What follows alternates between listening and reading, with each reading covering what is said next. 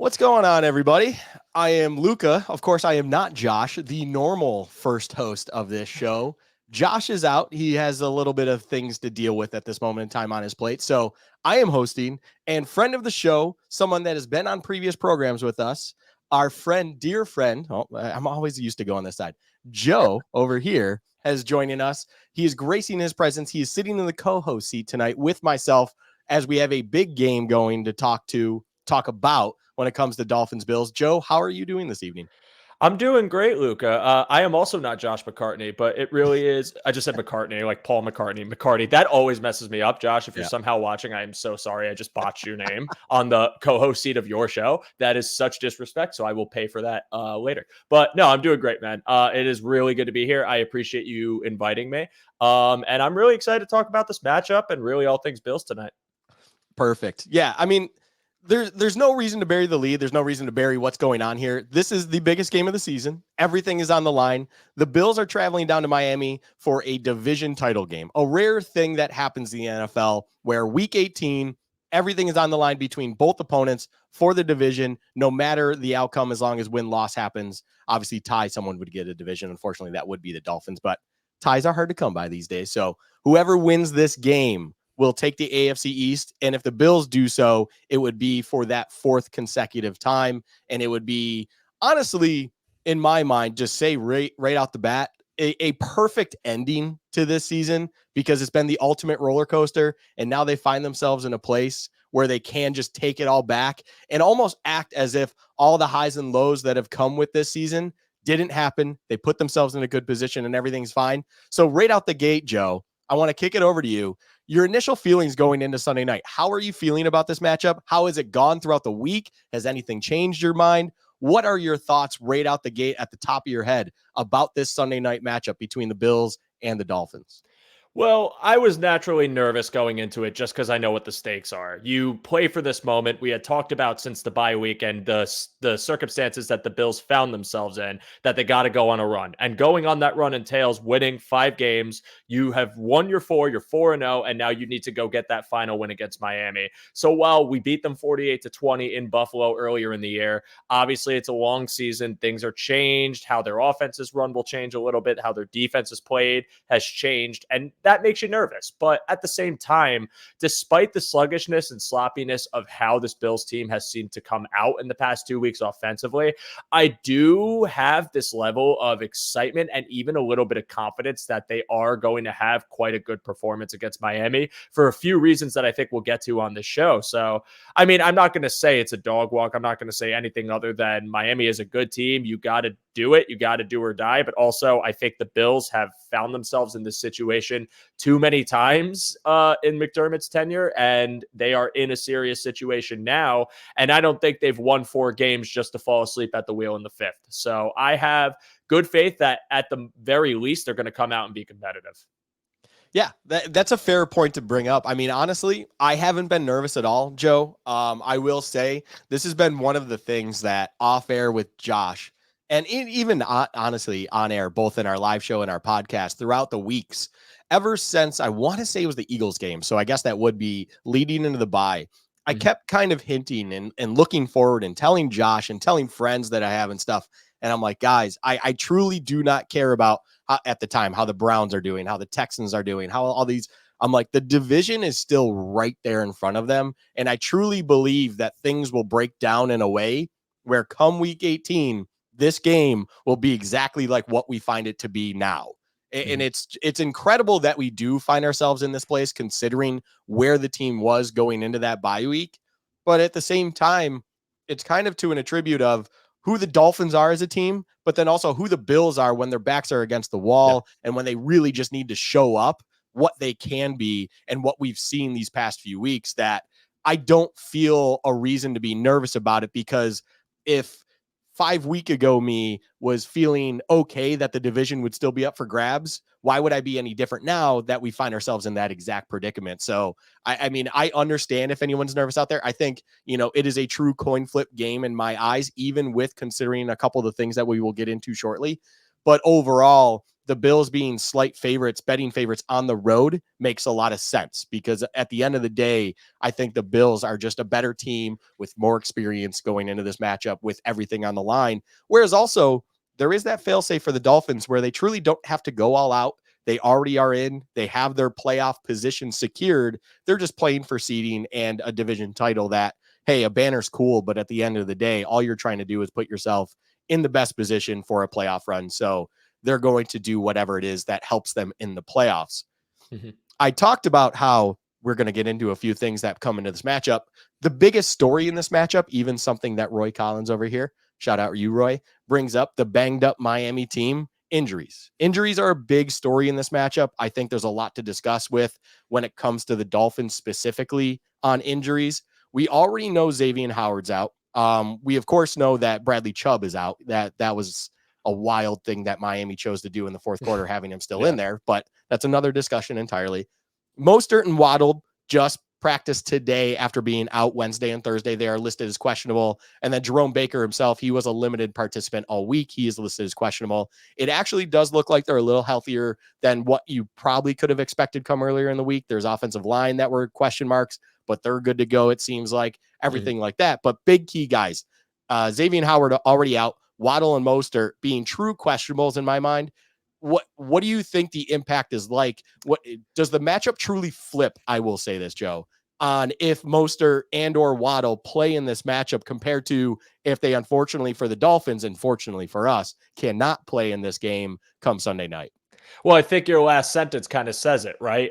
Fortunately for us, if they don't play, I do think they absolutely matter because anytime you could take a respected playmaker out of that Miami offense is an opportunity for your defense to bear down on one specific thing more. So if Jalen Waddle doesn't play, while I do think that they still have a pretty decent receiving room, obviously take Tyreek Hill out of it and you look at the depth, and their depth is speedy and versatile with Berrios and Wilson, guys like that can contribute to an explosive play. I do think that not having the worry of where they line Waddle up in addition to Hill and having to deal with the deep threat of him and his speed going both vertically and horizontally does absolutely matter for a secondary that has been clicking and might use that as a way to galvanize. So for at least Jalen Waddle, I do get it. And with Raheem Mostert, I mean, again, he is one of, if not leading the league, I believe he's leading the league in touchdowns currently for a running back. He is a huge part of what they do, especially in the red zone. He's been very dependable. You could run him outside. He has great speed, even despite his age, and he's very hard to tackle. So not having him across from you and knowing that Devon Achane is going to be the primary back, and the fact that you can now kind of hone in on him a little bit more, to me is a massive benefit for the Bills. But going into this matchup specifically, even if both play, we do have to remember that when they came to Buffalo, they had both of these players, and the Bills were still able to neutralize them because Sean McDermott had a great game plan that entailed pressure, that entailed hurry to it up, that entailed taking that read away to be able to get him to hold the ball up, and doing so with a banged up offensive line, which is what Miami has going into this matchup. So while I do think that they do matter and they absolutely change the complexion of Miami's offense, I do still think that the Bills defense is experienced enough to come up with a game plan that can at least stop the bleeding from this team, because they'll get their punches in. Yeah, I love the both sides take you kind of bring to that, because that's kind of the big picture I wanted to bring up myself even with this. It's like, it's one of those two things where, yes, if they miss this game, that's massive for the Bills. And of course, it does tip the scale a little bit more in favor for the Bills. Why wouldn't it? If you essentially only have to concern yourself with one half of the field, we'll call it, with Tyreek Hill because no Waddle. And then also you do lose. It's funny. Mostert is one of the fastest players on their team. Obviously, they have a ton of speed, but he is included in that group. But he's also that physicality that I think they really need in that offense as well. Like you mentioned, the red zone presence that he is over 20 touchdowns combined, that leading the league among running backs. I think he's at 21, but I know it's over 20. So we're just going to go with that. He's vital to how they attack, especially in short spaces and tight spaces and whatever they're trying to do to achieve, crossing that goal line when in and goal, or at least in the red zone situation. So if Mostert is out, which I believe is a bigger impact compared to Waddle, that is massive for the Bills. But then on the flip side, as you also talked about, this Bills team, now it's a different defense, which we will get into very shortly. I had that kind of listed there, but it's a great kind of jumping point from here.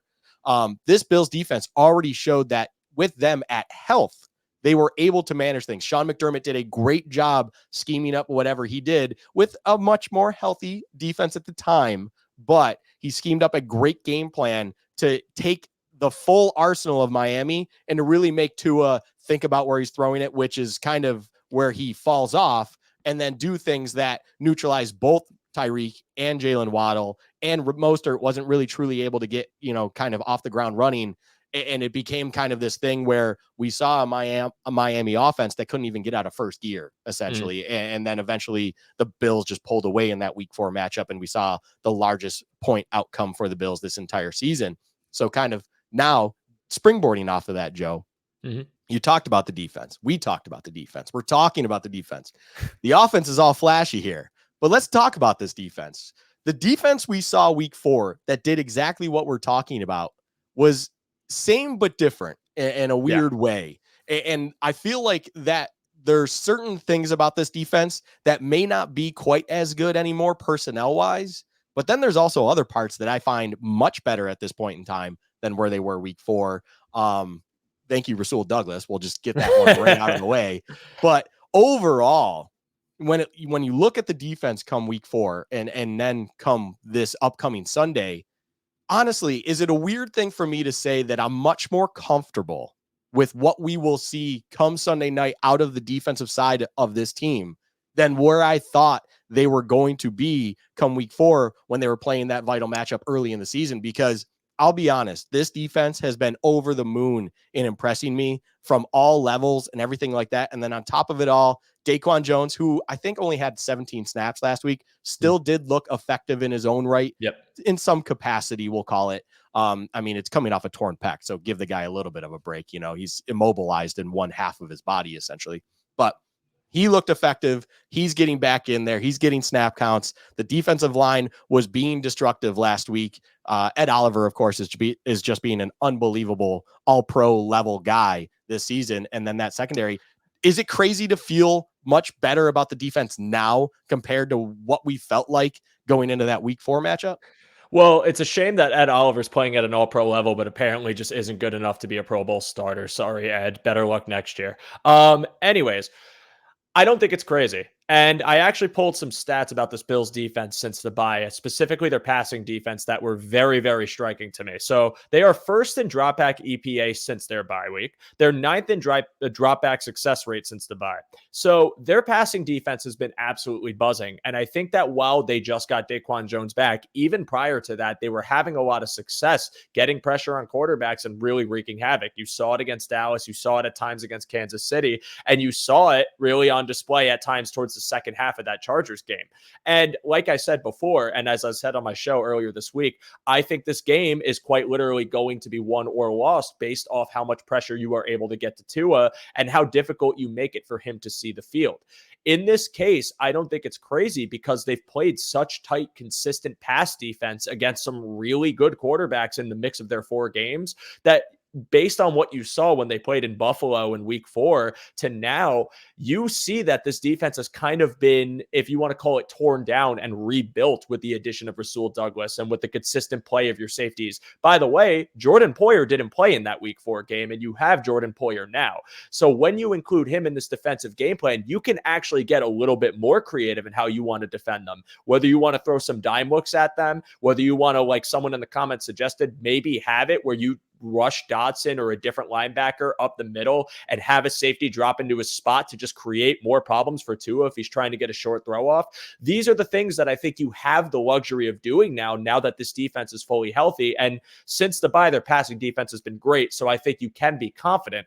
Where I think there's a little bit of concern is their rushing defense, because they're 22nd in rush EPA since the bye and 16th in rush success rate since the bye. So they are allowing a decent amount of runs against them. But again, like I think, at the end of the day with Miami, they can run the ball and we know that they can do it well, but can they run it an entire 4 quarters And if they decide to sell out with that game plan, is it going to be a situation where that's all they can do and it can get sniffed out? So that's really what I'm trying to look at.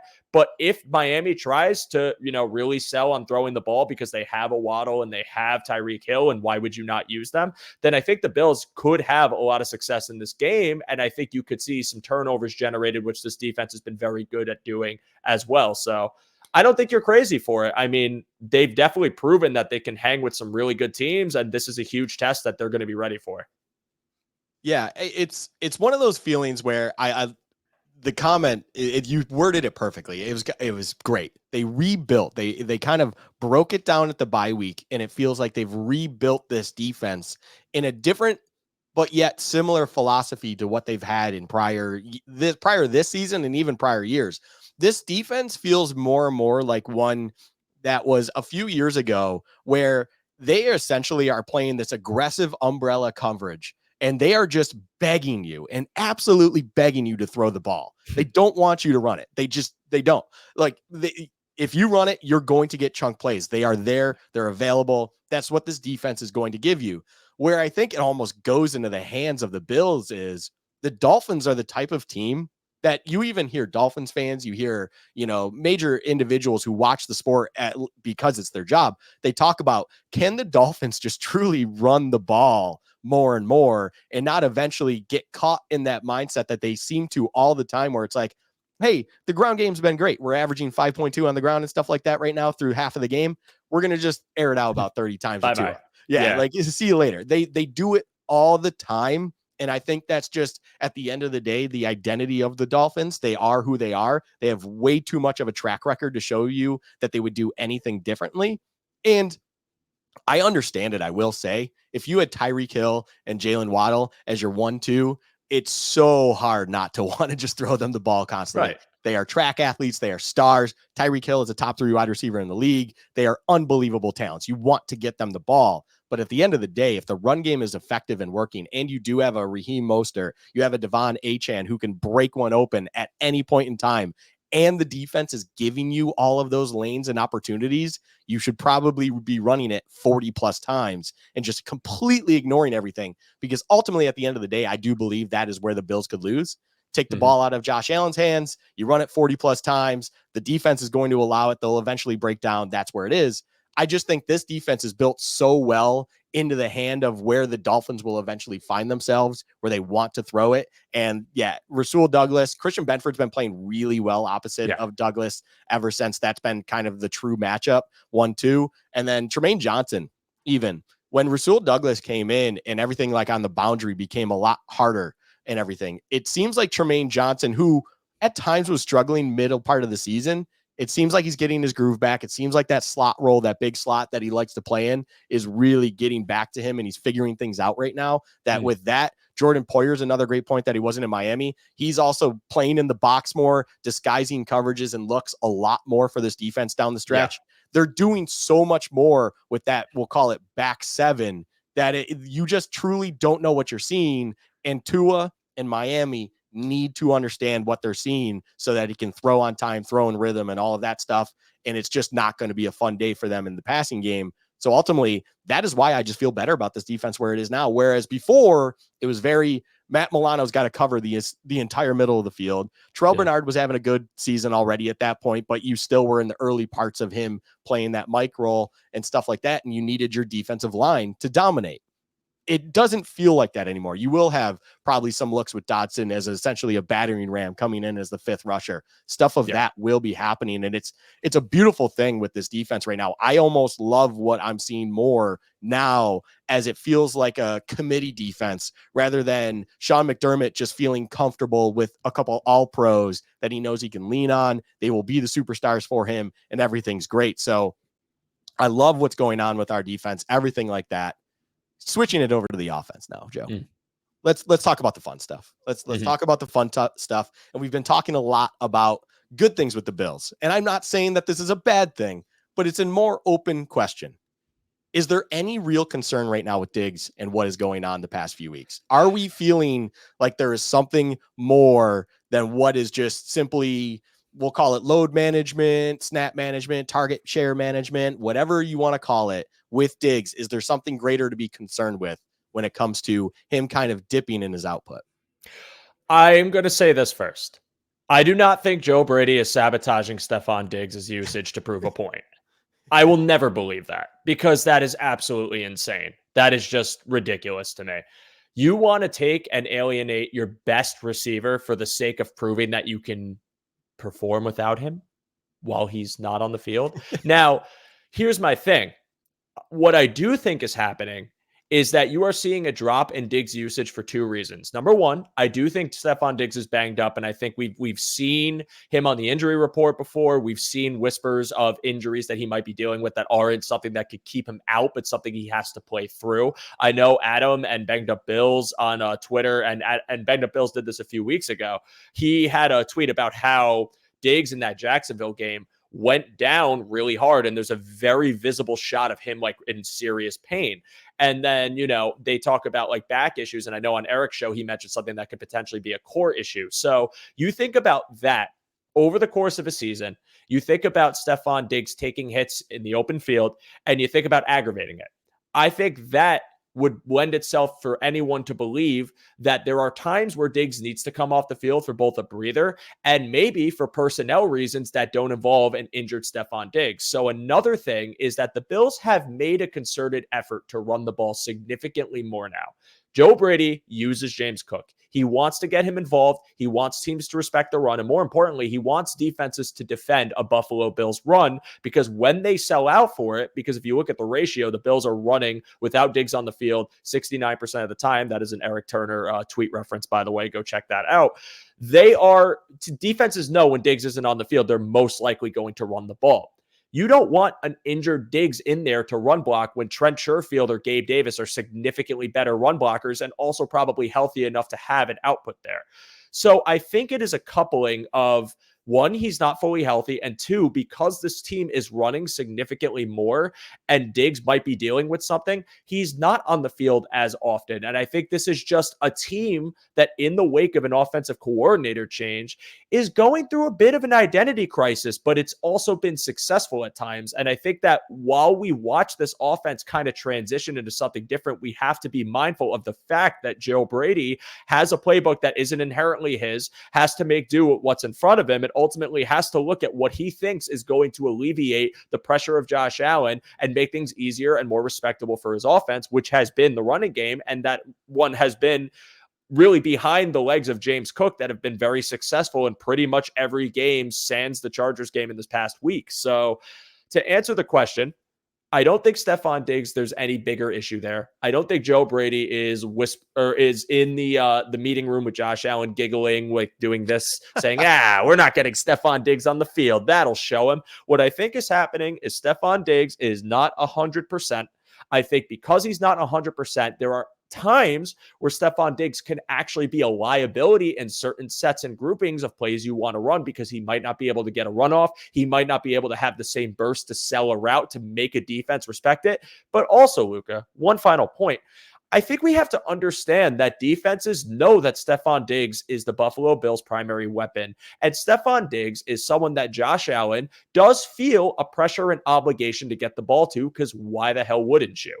And in the case of this back half of the year, I think that you're seeing not only a not 100% Stephon Diggs and all the reasons I mentioned before, but also Josh Allen kind of trying to make things happen when they shouldn't happen, or really just trying to get throws to him when they might not be available. But also, there have been times where he's been open and he got the coverage beat and Allen misses him downfield. And I want to stress something. I love Josh Allen. I think he's a franchise quarterback. I have supported him. I didn't like the pick, but then I supported him because I realized I was wrong. But Allen is a lot to blame in this situation too. And when we talk about a drop in receivers production, you have to be honest about the quarterback throwing him the ball. If Josh Allen, and I tweeted this, Luka, you can go retweet me right now.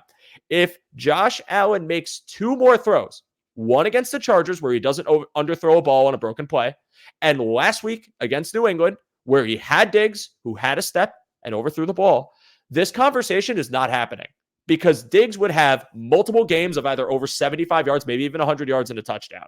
So I think the issue is while, yes, there has been a drop in his production, and I do think there's a valid reason for it, he's still productive. And I think that it just hasn't sank up in the way because they're not hitting explosives more consistently. So that is a long-winded answer, but that is my honest take on this entire thing.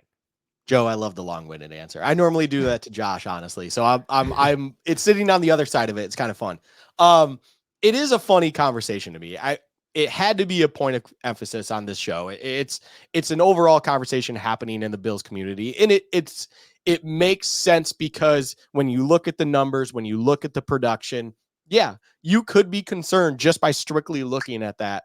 But love your two road kind of conversation there. It's one of the things that it's not a criticism on Josh Allen. It's just if you're going to point the finger at potential issues with Diggs, you need to make sure you understand that there are probably issues there as well when it comes to Josh Allen, maybe not doing everything he could to maximize what Diggs is able to give you as well. Because yes, there were clear opportunities where it just didn't happen. I will say this. I also saw someone bring up the fact Diggs is double teamed a lot. That's actually not the case down the stretch.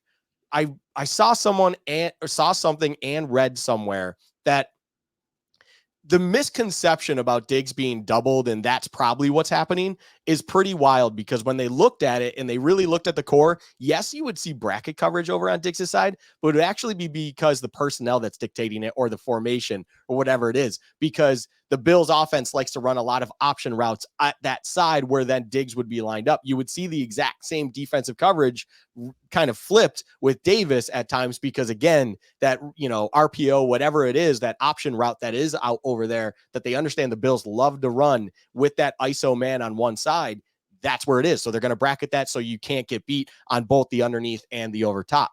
Stuff like that's happening, and Diggs isn't truly being doubled anymore. I think it was Sims, honestly, that brought it up lately. Maybe. And that was the one that I was like, really? So I had to dig into it, and it was like, yeah, he's not, it's not a notable thing. He's getting doubled just like any other receiver. It's just, there's probably a lot of different things. No one's 100% at this point. He is 30 years old now. There are those kinds of things, but on top of it, yes, I think your point about Allen, that is a valid thing itself. There have been opportune moments where he is open, and unfortunately, Allen just could not get him the ball for whatever reason there was. So there's a lot of different things in here. Overall, am I concerned about Diggs? The answer is no. I think the snap share situation with it all, the last time we saw Diggs hit the 80+% was the Kansas City game. That was the last time we had a true, like, back against the wall, you need to win this game. Look, you're not feeling that way, even though you did need to win that game in LA against Eats and Stick. The yellow synergy there at quarterback. You didn't have to win that with Diggs. You should be able to find a way to win outside of Diggs. You don't need him out there all the time, so on and so forth.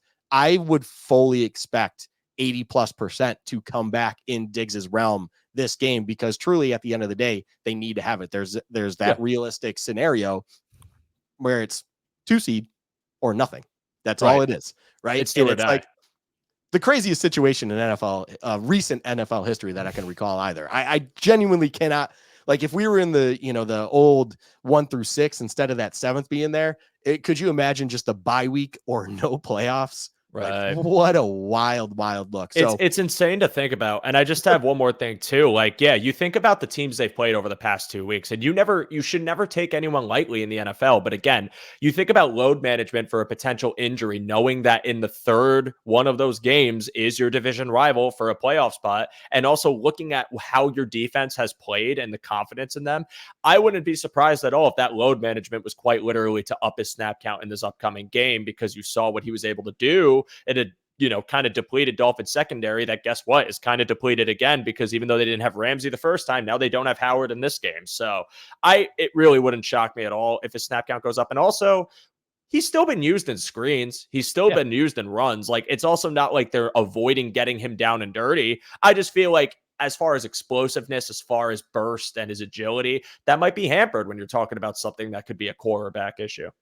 Yeah, agreed 100%. And honestly, a talking point that I would love to talk about right now kind of jumps off this. Roy brings up a thing. I would love to get your take on this, Joe, because it's a polarizing conversation, not necessarily in a super high low situation. But just overall, I do feel like I hear a lot of different things on Joe Brady. There are a lot of different opinions, feelings, how they want, Joe Brady to be handled even after the season. We don't need to have future talk about this. Just with the current kind of where we stand with Joe Brady, how do you feel about him? What's your honest opinion? What do you like? What do you dislike? What overall? Just give the picture. Yeah. What are your feelings on Joe Brady?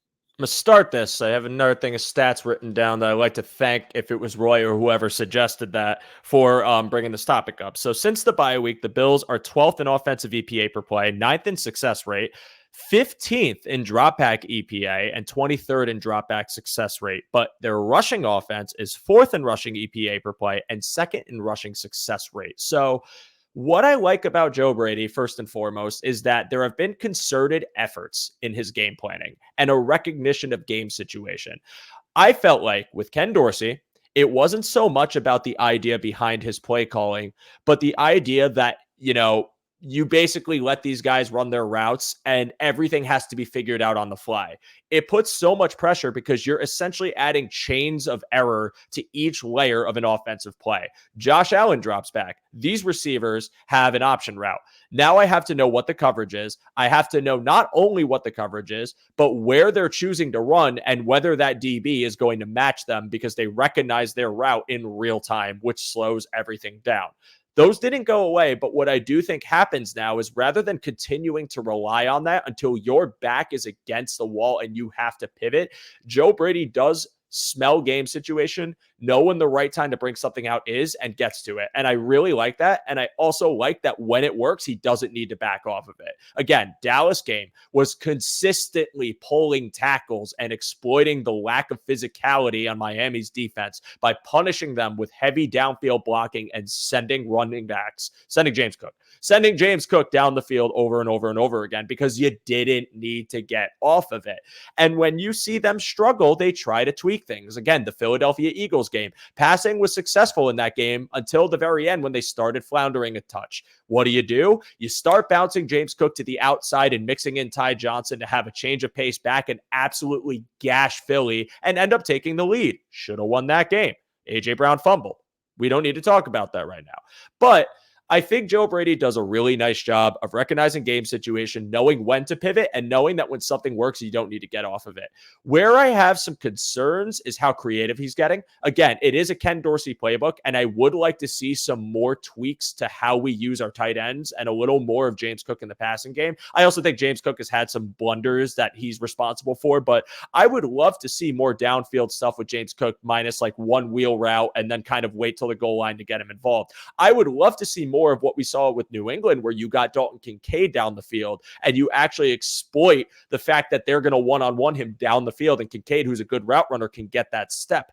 I feel like we haven't seen too much creativity, but I can't truly say if that's a Joe Brady problem or the fact that he has to run a playbook that isn't totally his with his modifications. So I've been all in all pleased. I do think that there have been kind of drops in the productivity of both Josh Allen and the pass protection, which has led to some of the numbers I've given you. And I don't know how much of that I can really blame Joe Brady for, but I will say that I've been pleased with the pivot, and I'm glad that he has allowed this offense to find some momentum as well as some revelations in how they can attack people. And I hope that Miami is his magnum opus. That's I love the finisher on that. Yeah, it would be nice if this is his crown jewel, essentially, but overall, I share a lot of the thoughts on concerns. I will say my biggest concern is truly that creativity in the downfield passing game. It feels like it's non-existent. And I will say this, I understand the point where it's like, hey, this is not his playbook technically. This is the Dorsey playbook. I would imagine he had some insight to it. He has an understanding of it. He understands the philosophy behind it. He is part of the offensive coaching staff, even when Dorsey was there. It's not like he was pulled off the street and it's like, hey, here's the binder. Get accustomed to it and feel it out. What I do love is that he doesn't get in the way. I've said it before on other shows and stuff like that on my other programs. It's like, ultimately, he doesn't get in the way. Whereas Dorsey seemed to always get in the way. He didn't have that game sense. Another thing you brought up, that it does feel like Brady does have that kind of, he understands how to get his finger on the pulse of the game, and just truly, like the Dallas one was a chef's kiss. He understood the power of that pulling tackle and just what was going on in the run game that was working so well that was like, we're just going to continue to do this. Like, Yeah. don't break it. Like, don't do something else just because it's working so dang well. Just let's keep doing it. So that's where I like, he recognizes things. He's got a good pulse on the game. It's just that creativity, that downfield passing, something that it does make me laugh where you go, this guy was a passing coordinator, although he did have Joe Burrow and 2 All-Pros at wide receiver in the college ranks. So, I mean, just, take that for what it is, but he was a passing game coordinator, and yet somehow it feels like it's lacking creativity at times. I would love to see that up a little bit. There was the Kincaid splash, kind of like you said, that would be a great thing to kind of bring into this. Going into the passing game, though, Josh Allen owns the Dolphins historically. He is absolutely their daddy. It's just the reality of it. Josh Allen bosses the Dolphins time and time again. There is the, of course, famous image to Bills fans where he looks disappointed. He's staring into space. And yet, honestly, he still dominated the Dolphins 35-0. It's one of those things where it's like it almost wasn't good enough for him, even though it was still a very dominant performance, both by the team and even still respectable in the offensive game itself. So are we going to see something more like that now, especially considering that recent form we've seen with the passing game, with Josh Allen, with Joe Brady's offense, things like that? Or is this going to be a different Dolphins game for the Bills where maybe what we're seeing is going to continue?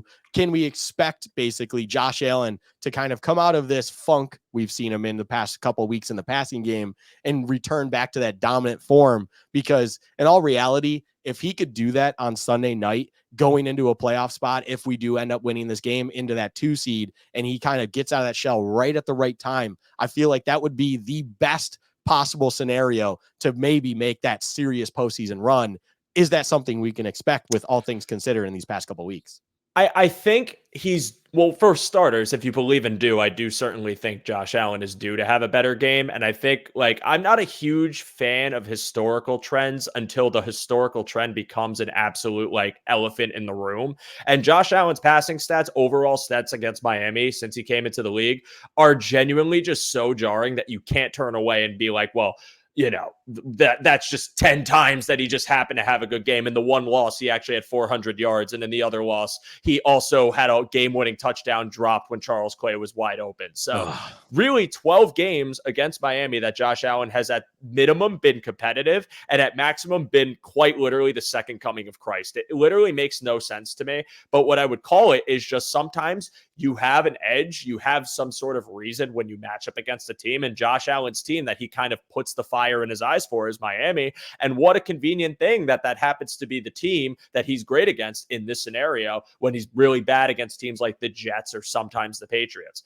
I think right now, though, I do believe he's due for a big game. And I think what you've seen the past couple of weeks, again, I don't know what goes on in the offensive room, but it would not surprise me if the play calling is stripped back a touch and a little bit more vanilla as you are playing some inferior teams that you feel your defense could keep you competitive with. And maybe you don't have to bust out the wrinkles as much because they haven't been playing either good defense or they have a very good defense, but you don't want to show too much in the wake of a big game coming up. And again, I feel like a lot of the things you're seeing this Bills team run are the same run concepts over and over again, which again, they're not really too outlandish with how they do it, but they still kind of keep it simple and some short to intermediate throws with very few explosives sprinkled in. So I think because of that, I would expect Joe Brady, Josh Allen, in the wake of a do or die matchup to start bringing more things out. And what I think they can really do that lends itself well to how the Bills can pass against Miami, besides the fact that they don't have Xavier Howard, is that Miami does not match up well against pass-catching running backs and pass-catching tight ends, which a tight end catches passes, so that was kind of implied. But they don't match up well with them. They're bottom half of the league in both statistics as far as EPA against. They can get passed on when you have shifty running backs out of the backfield that can exploit those linebackers as well as tight ends that can do the same thing. And if we're talking about maybe opening up the playbook to get a bit more vertical against Miami, then that allows you to do more with your tight ends. If you want to run 12 personnel, have Knox be your blanket in the middle of the field and let Kincaid roll down the field, because we haven't seen too much of that this year, sans a couple of plays against Denver and New England where it was successful. So I do believe that this is the game where Josh Allen can absolutely improve his passing stats. Whether he's going to get the same output that he did against Miami in week 4, where it was just an absolutely unbelievable game from him, I don't quite think so, because I do think Jalen Ramsey and Eli Apple can hold it down a bit more than Cater Kohu and a banged up Xavier Howard. And plus, this probably allows them to move Kohu into the slot a bit more, which I know is more of his strength than vertical corner play. But I think this is the game that Josh Allen can get himself a bit more right. I don't think it's going to be perfect. I think he's bound to throw his turnover or have a mistake or two in this game. But I also think that this Bills attack can be a bit more productive given those matchups that the Dolphins struggle with. And they might exploit that early and often to try and generate some explosives. So I would say if I had to predict a stat line, I think Josh can hit his 300-yard passing mark and maybe call it let's call it 3 touchdowns and one pick. Okay. Wow. I like the prediction. I wasn't going to ask for that, Joe, but I like the prediction. I will say, as a betting man with some futures on there, I need him to throw for 6 touchdowns. So we'll see how that one works out. But he just needs 205, I believe, to hit his over on the passing yards. So that one I feel a little bit more comfortable with. Yeah. I'm with you when it comes to explosive plays being there kind of inside the numbers. But then on top of it, I think the Xavier Howard being out, that injury situation, it couldn't be more perfect, because whereas Jalen Ramsey obviously can be that shutdown guy in the perimeter, he's actually kind of been struggling the last few weeks. He's been getting beat and things like that. And we've honestly seen this team beat Jalen Ramsey even a year prior. So it's there to be had. Eli Apple is Eli Apple. So just take that for what it is. He can do some stuff. But at the same time, he can easily be beat. And Kohu will probably go to a slot position, which is more of his forte. But if that's the only place you're getting a benefit, the boundaries aren't working. You have a pass catching running back, like you mentioned, where they struggled mightily. And then you have a Kincaid or Knox who's still coming back and doing his thing. And Allen still wants to proceed to throw him the ball as well. There are a lot of opportunities to be had in the passing game in this game. Mm-hmm. I think that is going to be understood by Joe Brady. That is going to be understood by Josh Allen.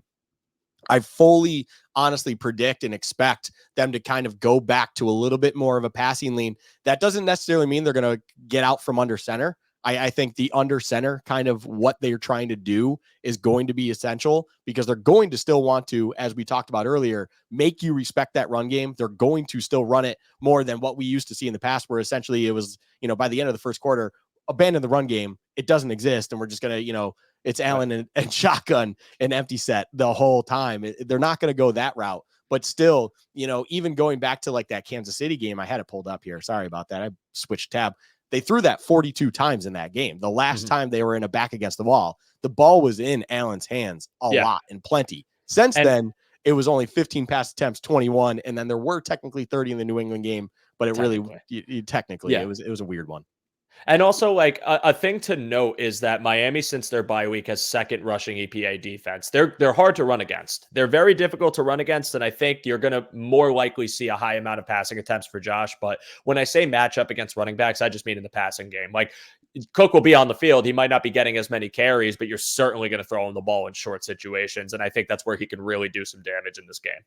Yeah, it's one of those things. Again, it's similar to how we were talking about the defense matching up really well against the Dolphins offense.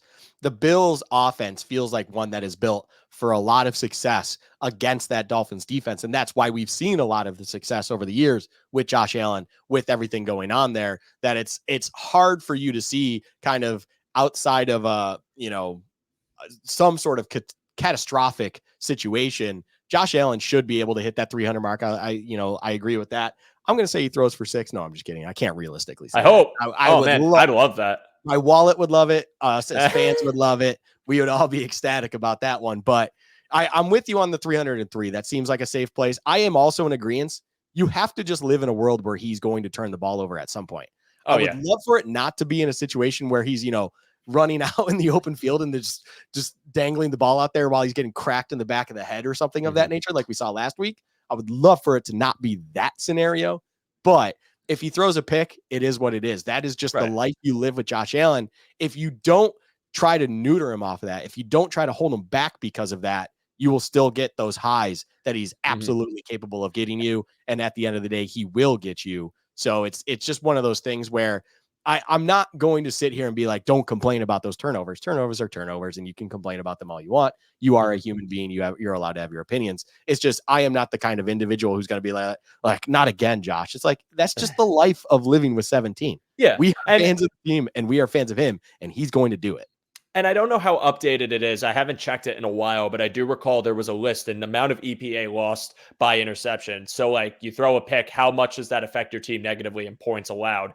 He wasn't even in the top 10 because you also have to remember some of his turnovers are situational ones, like arm punts. And that happened, I think, like 4 times this year. I know he did it against I think it was either the Raiders or he did against the Commanders. He's done it a few times to a point where, like, there was literally an interception he threw that generated positive EPA because they were in like a 3rd and 20 situation. He aired it down the field. It got picked off at the 20 and like barely brought back to the 25. That's literally a punt and probably a better result than a punt, which is why it was positive. So I think the thing to remember too is not every pick is the same. And I'm not going to be mad at Josh if it's 4th down at like the goal and he throws a pick and he like, nothing was open, or if it's like, I mean, if nothing was open, I want to clarify. I'll be mad if he throws a pick and something was there.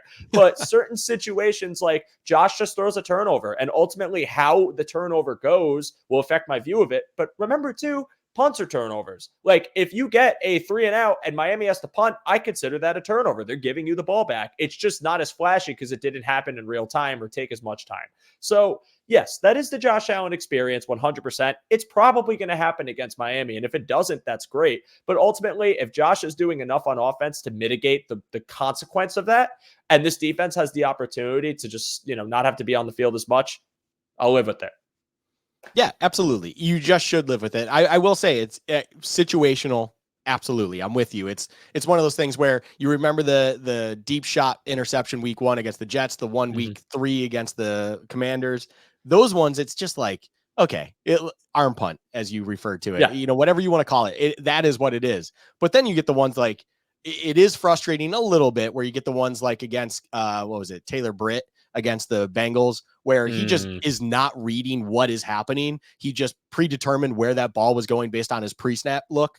And it's like, you would like for him to understand, or at least look at that before he truly pulled the trigger, and not just assume that guy who does look like he's going to be squatting down on Diggs is actually squatting down on Diggs. You would like to confirm that before you throw the ball. And it usually works. That's the worst part of it. Like, that worked like last season a bunch of times, that honey hole shot. And now they defend it differently because they bait him into the throw and they know that. Like, it's just coaches and players are pretty smart in this league, and tape exists. They eventually catch on to those things, right?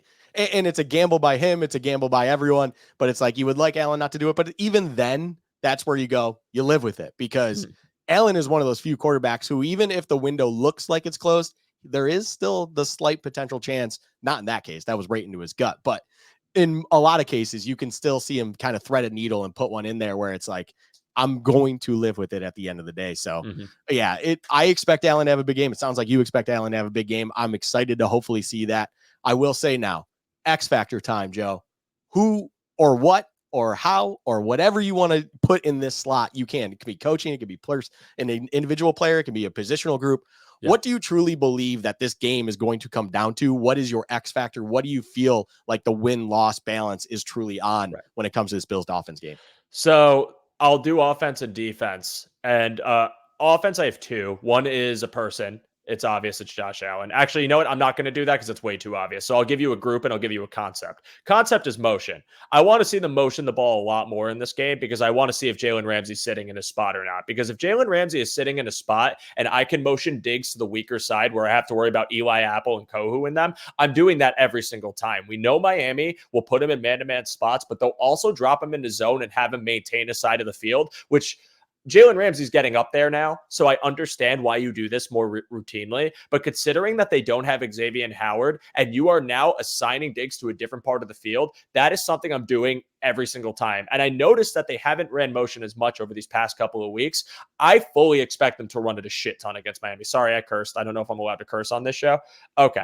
I fully expect them to up their motion rate a ton in this game. I think that's a huge X factor in how you can manipulate their defense and throw them off balance, especially since on tape the past couple of weeks, if it's been ran vanilla, they have vanilla tape. You don't really know what to expect from them.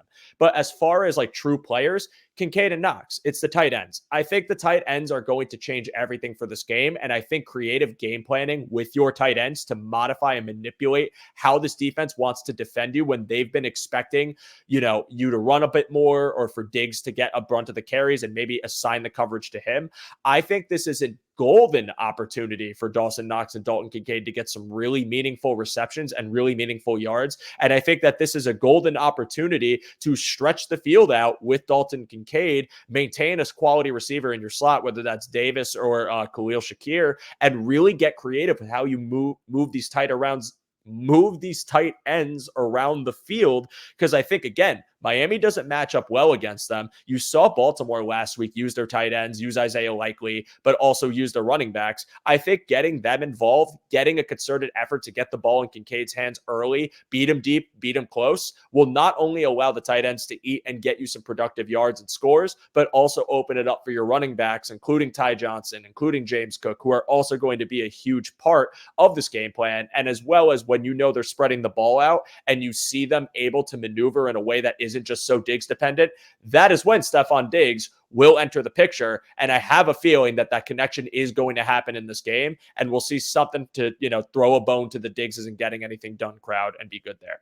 On defense, it's the defensive line.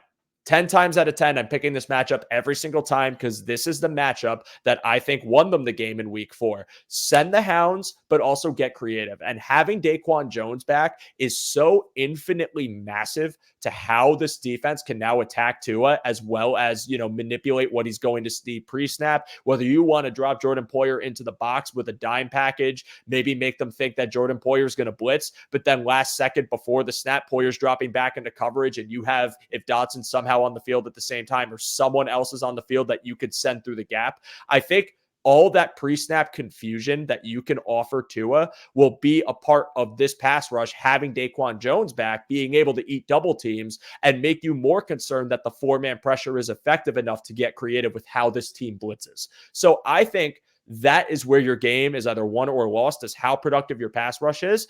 Being able to have pressure, make Tua hold the ball because the back end coverage is going to take the spot away from Tyreek Hill, is ultimately what decides this game for you, where if he has to look off Tyreek and there is no hope for him and you have to get him off script, I think you win the game for that reason. So those are my X factors going into Sunday night's game.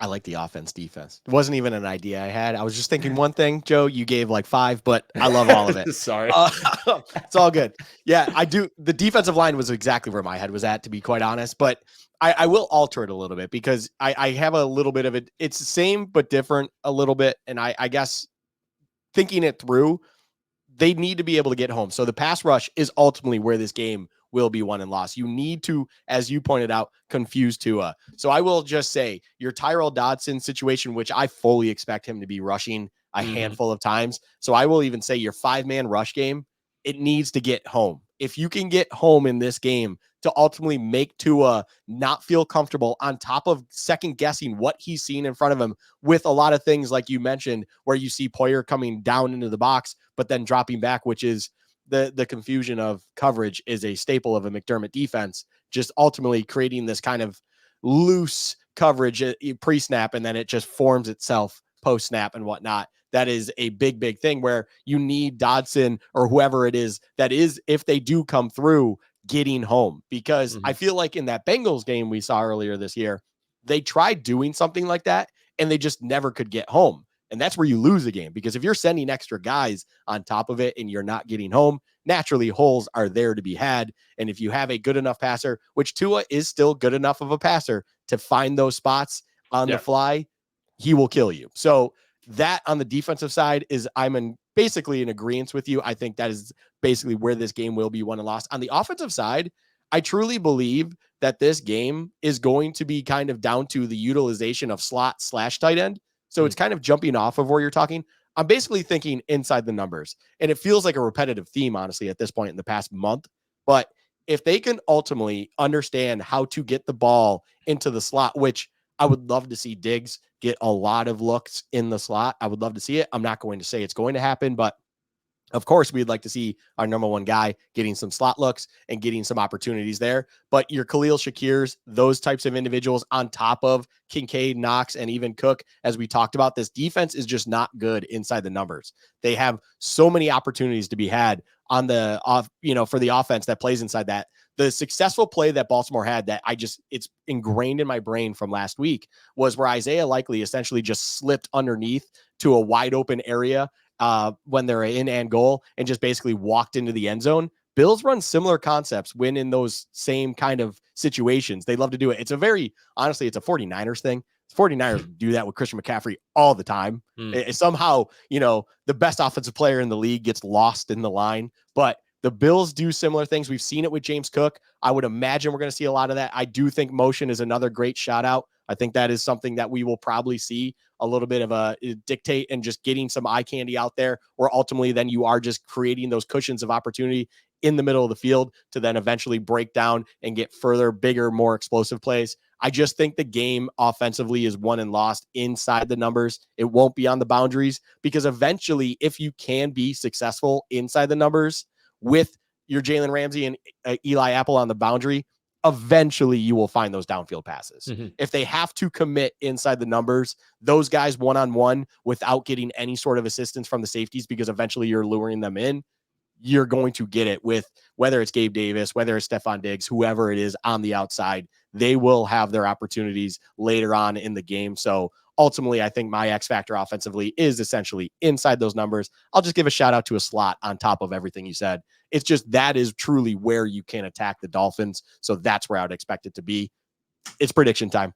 Everyone in the chat, we appreciate you guys being there. I've been trying to click you. It's a little bit more difficult when I'm in the driver's seat, trying to do it on the left side of your screen rather than the right side where I normally sit. But ultimately, appreciate it. If you will have a prediction, I will try to click it through this moment in time. Be sure to, whatever score you feel like. If you want to throw out stats out there, have fun with it. It's up to you. What do you feel like this game's going to be? And Joe, I will kick it over to you. Final prediction. What do you think happens in this game? I haven't toyed with a score, but I guess just on the fly here, I think it's going to be a similar game to what you saw the last time these two had their second matchup in Buffalo last season. I think Miami's going to modify the way they run to try and attack the nickel a bit more like they did last year, where Taron Johnson kind of just got bullied by some downfield blocking and they had a lot of success with it, and their speed will just kill you at those points. I don't think we hold them to 20. I think Miami could very realistically score 24-27, maybe even more. But I think Buffalo's offense in some of these matchups that I could foresee them exploiting, as well as the wrinkles I think they'll pull back out. I think they're going to have a good game. And that's why I think it's going to be a high scoring affair that could be very similar to the pace of last time, except a little more on Miami's side. So let me just say, for the sake of giving you a score, I'm going to call it, let's call it 33-20. Let's call it 33-24. All right, 33. That is not a number. Look, I love you didn't do a 27-24 like Too Josh easy. wants to do. Too Although easy. Josh did do 28-22 in the chat. Shout out, Josh. Appreciate you stopping in, even though you couldn't make it for the show yourself. That wasn't a dig. It was just I appreciate you being in the chat. I will say this. The confidence I said that I've had basically for a month now going into this game, expecting this game to be exactly what we find it to be now, where it is winner takes the division. Winner is the 2 seed. Winner is in a great spot when it comes to the AFC playoffs. When you really break it down, honestly, you could have a serious world that, essentially the 2 will eventually play Kansas City, who is the 3. If the Bills are the 2, I do think Kansas City could take out Miami. If the Bills are, of course, in that 6th spot, it gets a little more complicated. I'm honestly rooting for Joe Flacco going to Baltimore happening. Everyone wants to see that. So we need the Bills in the 2 to make that more realistic. Yeah. But overall, I've been as confident as I've been. I'm not going to change. And when I got into that mindset, when I got thinking about this game, Joe, all the way back, a friend asked me, well, what happens if that game comes? And ultimately, I think the game script for this game is truly going to be where the Bills are going to come out so hot early that it puts doubt and concern and questions in Miami, where they already, as I mentioned before, and everyone should know at this point, Miami has the playoffs locked up. They have that 6 seed in their pocket. There is no worse they can do than that 6 seed. If they can just jump down their throat early, if they can just enforce what they're trying to do ultimately, I do think that a reality check will come in Miami's mind where they might lay off the gas a little bit, because at the end of the day, I also mentioned the division is not everything. You are just trying to put yourself in the best position possible to make a playoff run. And the Dolphins may have to get to a point where if Jalen Waddle's at 70 to 80%, you got to take him off the field. If this game is not going to be worth it, you got to take him off. Things like that. I do expect the Bills, with urgency in mind, with their backs against the wall, potentially fully, because it's either two or out. I expect them to come out hot, and I expect them to get it done by end of third quarter. I'm expecting the Bills to win this game 38-17. I don't think it's even going to be close. I think the Bills match up way too well. They've been trying for this opportunity this whole time. They've been building up to this moment, and they're going to jump down the throats of Miami early to eventually just kind of force them to concede in a way. They're not going to own up to that, but you could see Jalen Waddle all of a sudden not out there come late third. You could all of a sudden see, if Mostert's playing, not be out there come late third. Things like that, where it's like, hey, we're going to lick our wounds. We're going to deal with what we got, and we got a game in Kansas City next week. That's what we're going to worry about now. We're going to make sure we're at full health for that. And if Miami does that, by the way, if this scenario plays out, fair play on them. That's exactly what I would be doing. That's what you should do. It's like, this is not how you lose the season. How you lose the season is, a Bradley Chubb injury happening in the fourth quarter that they just experienced. And now all of a sudden you go to Kansas City down a Jalen Waddle, a Raheem Mostert, and now you're really in problems. So you can't find yourself in that situation. I think the Bills have a great opportunity in front of them.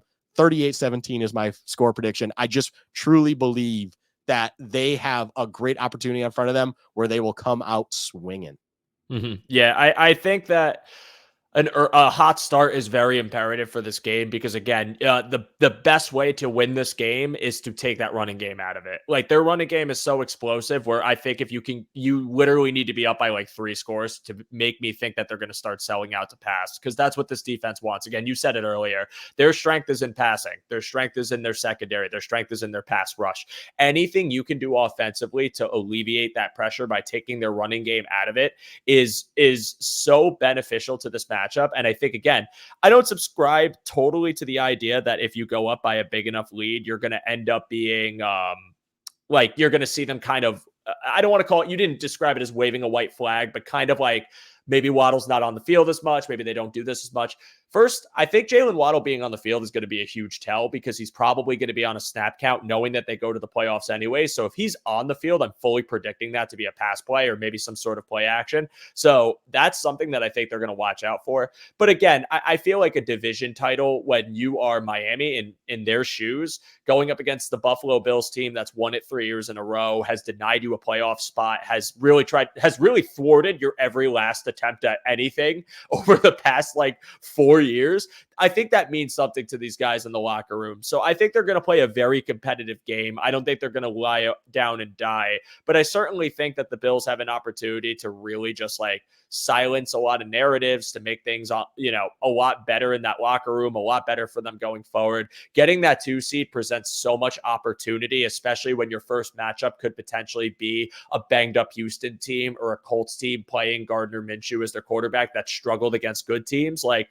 that, to me, this is just, I think the Bills recognize that. And I think that's why, even though I think Miami isn't going to lie down and die, you're going to see a galvanized Bills team out there one way or another. And whether it's a slow start or not, I think they're going to find ways to score and really make it something that they can be proud of. Yeah, the 2 seed thing, the opportunity that the Bills have with that 2 seed, and the Dolphins, I agree. It's not like I'm expecting them to just go, well, we'll give it a first quarter try and see where it goes. No. I think they go into this game fully expecting to play 60 minutes trying to get the division. It's just, if you can force that thought of doubt, force that thought of, are we still trying to go for this? As soon as you get that planted in their brain, that's when you have them. That's when it's over. And ultimately the Bills understand that they're in a situation where they can never let up. So they just have to keep going regardless. And it's just one of those things where this Bills team plays great with their back against the wall, and the Dolphins do have that crutch. So between that, a couple injuries, that's just where my head's at. It's kind of been that way, though, honestly, before these injuries became as prominent as they are. But yeah, I mean, everything about that game kind of, it rolls into, you mentioned the Colts and the Texans and stuff like that. Real quick before we get done and wrapped up and everything with this show, Joe, let's just be football fans here. Let's just talk about a little bit about the rest of the league. The biggest one being, in my eyes, that Texans Colts game. Mm-hmm. Let's live now in a world where we just both predicted the Bills to win. Right. All right. So obviously we won't know that until the result of this Colts Texans game has already happened. You're sitting in the 2 seed. Who would you rather see come to Buffalo and you want to win that game? Because realistically, that winner will be the 7 seed. Do you want to see the Texans or do you want to see the Colts? I'm very curious about this answer. Yeah, so I was originally going to say Colts. I said it earlier in the week. I switched my mindset, and I'm saying Texans. I absolutely love CJ Stroud. I love CJ Stroud. And I was one of the people, I'm taking some credit for this. Back in frickin', I want to say June, I did a show about state of the AFC, and I said I think Houston is a dark horse to win their division, and or a dark horse to make the playoffs too. Look at where we are now. Houston deserves respect. I think they're a good team, well coached, great, really hungry defense, but they're a hurt team. And CJ Stroud has been exceptional this year, but you do not have Tank Dell. Nico Collins is banged up. Devin Singletary and Dameon Pierce are a pretty good running back duo. We know Singletary, though. And McDermott is just very, very good against rookies. He's very good against rookies. And in a playoff game in Buffalo, CJ Stroud potentially having his first ever playoff game, road game against the roaring Bills crowd with Sean McDermott throwing insane amounts of pressure, a banged up offensive line, a receiving core that could be better, but because of injury isn't at its full potential. I like that more than I like Colts, Shane Steichen, and mainly Jonathan Taylor and Zach Moss coming back into Buffalo and having to worry about that. And also, I think the Colts receiving core right now, because of health, is significantly better. I think Alec Pierce has found his stride. Michael Pittman deserves respect. They have a good tight end. Like Josh Downs hasn't been the greatest this year, but has had some success. I think that's a team that is very sneaky. They have lost to some good teams in the way, but I do think Houston is a more favorable matchup, especially considering that while their running backs are good, I don't think they have the same dynamic playmaker that is Jonathan Taylor. And therefore you can kind of mitigate that without having to stack the box too many times. And I think you could create some problems for CJ Stroud and put yourself in a good spot there. Yeah. Josh, I just pointed him out real quick. That's a great He also point. would not like to see the Colts. There is potential snow in the forecast. I mean, we're looking out a little bit here, but at the same time, I understand where Josh is coming from. I'm going to be honest. I didn't want to play the Colts, and it has nothing to do with Jonathan Taylor. Like, Jonathan Taylor is almost like the cherry on top for me. The disrespect Gardner Minshew gets, which is somewhat warranted. I think he has played great for the Colts this year. And I think those wide receivers do a phenomenal job for what they are as athletes themselves. They're not the fastest individuals in the world, or even in the league, of course, but they are great when it comes to what they try to achieve in that offense. And Shane Steichen has done everything. He has been a phenomenal coach for them, where it's like, I have been comfortable betting on Gardner Minshew this year. And that is crazy to say, but at the same time, I'm the kind of guy where it's like, I respected the Colts, and the Colts don't have a great defense at all, but they still have like a DeForest Buckner who can ruin you on the inside. They still have a thing or two in there where it's like they can hold their own. And as long as the ground game's going, plus Gardner Minshew is not, being god awful, they can absolutely get you on any day. It's just one of those things where I don't want to see the Colts. And it has, again, not truly because of the ground game itself, but just overall, I think they're a better team at this point. And I do love CJ Stroud too. I have proof where I even had an image when we were doing our draft show where I was sold up until about 3 days before that CJ Stroud was going to be the number one pick because he was the overwhelming best quarterback in my eyes in this draft. And somehow the Panthers fumbled the bag on that one and fell in love with Bryce Young. But regardless, I digress. It's one of those things where they are banged up. As you said, the X factor for them, Tank Dell, is not there. If they had Tank Dell, that'd probably tip the scale for me alone because he's been incredible for them, blowing the top off of every defense they've played with CJ Stroud. Will Anderson is also banged up at this point. It's just one of those things where if you get a limping Texans, as you pointed out, coming into Orchard Park at that point, you would feel very good about your situation and where you are, and that you will hopefully be hosting a Patrick Mahomes playoff game in your house, dude, which would be that, the greatest. Not only I was on a Chiefs podcast earlier this year, Joe, or I guess last year technically, but they even were intrigued by a Mahomes road playoff game. If that first one could be in Buffalo of all places, I'd love it. Oh, I need it'd it. be I need it yeah, like oxygen, dude. And yeah. like again, that's why I think this matters so much. Like I want the playoffs no matter what. I do. I'm fine going in as the 7th seed because with the way this year has gone, getting in feels like a luxury. But man, the thought of the fact that there is tangible or a realistic possibility that you could be the 2 seed, you could host Patrick Mahomes finally coming back to Buffalo for a playoff game with fans in the stadium, knowing that that offense has had its struggles, even though you should have never bet against Patrick Mahomes and Andy Reid.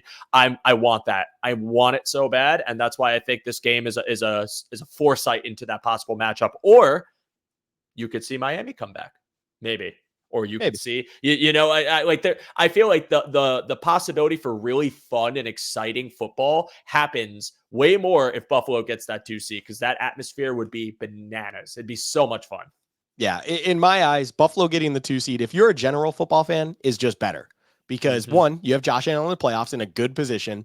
2, you're getting Tyreek then going to Kansas City finally, which is something we all want to see because then they're going to have to play Kansas City. And I also think Kansas City should be able to take care of Miami in that respect, which then opens up the possibility of Joe Flacco with the Browns going to the Ravens, which is all time. I That want is that. so like, just imagine, 15, but imagine old 5 walking into his old home and beating the Ravens as a 1 seed. Oh my god, the conflicts of all those fans. And they realistically could. Like, Baltimore should be very, and I love what the Ravens have done this year. I hated their offseason before they got Lamar back. Now I think they're awesome. I have infinite respect for Baltimore. They should be terrified of that. I'm even saying this as a Bills fan. I want nothing to do with that Cleveland team. Nothing. They are. Listen, we talk about Baltimore with all this praise. That team is terrifying. Their defense is electric. Their offense has found its stride with Flacco. They can run, they can throw deep, they can throw intermediate. And the worst part, they're hurt. They're doing all this injured. And it's absolutely insane to me that they've had this level of success. They're still the number 1 defense in the league in EPA. It's unbelievable. And they're a scary playoff team to think about, dude. Yeah, I want I mean, nothing to do you with don't it. want to play Cleveland, but at the same time, if it's Cleveland coming to Buffalo for an AFC championship Oh, game, hell yeah. you'll just take it because it is what it is. Because it's but the AFC championship game in Buffalo. Absolutely. right. I'm not saying I wouldn't want that. Just maybe against a team. Like I want the young and inspiring team with the hurt quarterback to go on a miracle run, then come to Buffalo and get their heads cut off. Like, that's what I want. Yeah. End of the day, that's exactly what everyone wants. It's like we can root for what it is. It's just like on the other side where I'm rooting for Matt Stafford going to Detroit. I'm rooting for that whole situation. And it's like, man, that's great. If we can get 2 situations where you have the old steed coming into that barn and taking care of business in his old stomping grounds, I think it's just beautiful. if that matchup happens, by the way, I'm fully in on the Rams. In fact, I think the Rams are going to go on a deep run. I'm saying it now. They're electric, bro. They're so electric. Puka is indefendable. Cooper Kupp doesn't need to be the key lean on feature anymore. Like, they have so much good output from their rookies, and Kobe Turner and Aaron Donald on the same line. Kobe Turner is not being mentioned at all. He's an absolute stud rookie D lineman. I am all in on the Rams going on a run. I don't know about Super Bowl, but like, the Eagles are beatable. Dallas is beatable. Detroit is beatable. The NFC is a group of beatable dudes. I really think the Rams are going to shock people. And if I'm wrong, feel free to clip this off. Feel free to embarrass me on public. But I have a lot of irrational confidence in the Rams. And yes, I did curse again, Sandra. I'm sorry. I hope you don't have children watching. I was going to say, I was going to use this as the closeout here because Joe did curse again. No, I'm not. Not because he cursed again. But we've been going for a little bit over an hour now, and almost an hour 15. So, Joe, thank you again. I mean, if I have your Twitter here down below, God, I keep pointing to the right. I have your Twitter and Cover1's Twitter below you. If you have anything you want to plug right now, real quick, be sure to shout it out right here real quick while you have the stage. Yes. So my name is Joe DeRosa. You can find me on Twitter at @show_DeRosa. I host a show for Cover1 every Tuesday night at 7:30 p.m. called Under Review, where I have a new guest every week to talk about the current state of affairs in the Buffalo Bills. And when we hit the offseason, it'll become a bit more draft-centric as well as free agency and all of the fun stuff that happens in the offseason. Luka and Josh have both been on it. They're great guests. Luka, I really appreciate you having me. If I may, I just have one more interesting observation before we sign off regarding this Miami matchup that I think you might want to hear. Shoot away. So I decided to do a little sleuthing while we were live. and look at the top 10 EPA defenses in the league for this entire season. So that's in order: Cleveland, Baltimore, Jets, Dallas, Saints, Chiefs, Falcons, Niners, Raiders, and then the Buffalo Bills. The Miami Dolphins have played, of this list, the New York Jets twice, Baltimore, Dallas, Kansas City, Las Vegas, and Buffalo. In the Buffalo game, they scored 20 points. Against Vegas, they scored, oh wait, I had it wrong. I actually have to find that one again. But it wasn't a high amount. Tua struggled in that game. I know that for certain. Against Kansas City, they scored 21 points. Against Dallas, they scored 22 points. Against Baltimore, they scored 19 points. Against the Jets, in the first matchup, they scored 27. The score was higher at the end of the game because of the unbelievable pick six, and 30. However, the Jets' offense is dreadful and wasn't able to keep the defense off of the field. The Jets are still a high EPA defense. The point I am making is the Miami Dolphins have a consistent trend where they either struggle for, if not the whole game, at least part of the game, when they play really good defenses. And considering, and by the way, that Dolphins game against the Raiders was 20 points scored on offense. They are a team that has had the luxury of a very soft schedule. It is what it is. You beat who's on your schedule. That's fine. I don't hold that against you, because if the Bills did the same thing, I'd be saying the same point. But it is to be said that when you play the teams that have the tighter defenses, you put up these numbers that I wrote in terrible handwriting on a sheet of paper that I pulled out while we were live. So do not be surprised at all if there is similar success and this Miami team does happen to score less than 24 points. I do think that Miami, seeing the Bills before, benefits them and what they can do to adjust. But I also think the fact that they're hurt, the fact that Tua suffered a shoulder injury, which we haven't talked about on the show, but that could be a factor in how well he's getting the ball out, how much pain he's feeling, how accurate he could potentially be when accuracy is his bread and butter. Don't be surprised if Miami's passing offense struggles and they put up similar numbers to what they've put up in recent weeks. It's a great point. It's a great point to finish on too. I like that one. Yeah. They are who they are. They struggle against great, and then they just kind of feast on the weak. And that's just what the Dolphins have been ever since we've seen McDaniel, Tua, Tyreek, Waddle, Mostert, all these guys. Like, they are a great team. They're electric. They're fast, but they feast on the weak, and they kind of are just average at best, maybe above average at times against better teams, against great defenses, especially. They do struggle. So, Joe, thank you for joining once again. I appreciate it. Thank you to everyone for watching. It's been fun. Hopefully, when I am back with Josh, for our Monday morning podcast, we will be talking about a Bills win. But regardless, we will be back Monday morning with our podcast. All of you have a great Friday evening, and please, let's go. Let's just get a win. Let's get the 2 seed and have a comfortable, relaxing week as we go into super wildcard weekend. All of you, take care.